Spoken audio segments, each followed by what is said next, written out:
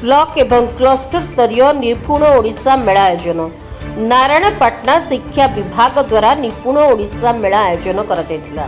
उक्त मेलाटी नारायणपाटना सीआरसीसी श्रीमती गुटला लक्ष्मी सभापतित्व आयोजन करा जायतिला। उक्त कार्यक्रम मुख्य अतिथि भाव नारायणपाटना पंचायत समिति अध्यक्ष श्री गोलाडी त्रिनाथ जोग देइथिबा बेले निमंत्रित अतिथि भाव अतिरिक्त गोष्ठी शिक्षा अधिकारी श्री प्रदीप कुमार लिमा, शिक्षक संघर सभापति श्री परशुराम ताडिंगी, संपादक श्री जामी सत्यनारायण एवं पांगपालूर क्लस्टर सीआरसीसी श्रीमती जामी देवी पुष्पा प्रमुख जोग देइथिले। तत्सहित समस्त स्कूल प्रधान शिक्षक शिक्षयित्री छात्र छात्री जोग देइथिले। प्राथमिक स्तर रे शिक्षार विकास करिवा पई उक्त मेला रे अभिभावक अभिभाविका जनप्रतिनिधि मानक जड़ित करी सरकार द्वारा आज खाली क्लस्टर स्तर रे नुहे जिला स्तर पर्यंत आयोजन करा जायतिला।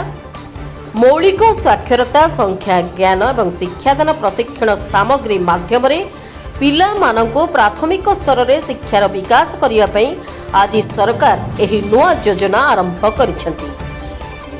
नारायणपाटना राजेश लुहांक रिपोर्ट, रिपब्लिक ओडिशा, साधारण लोकंक स्वर।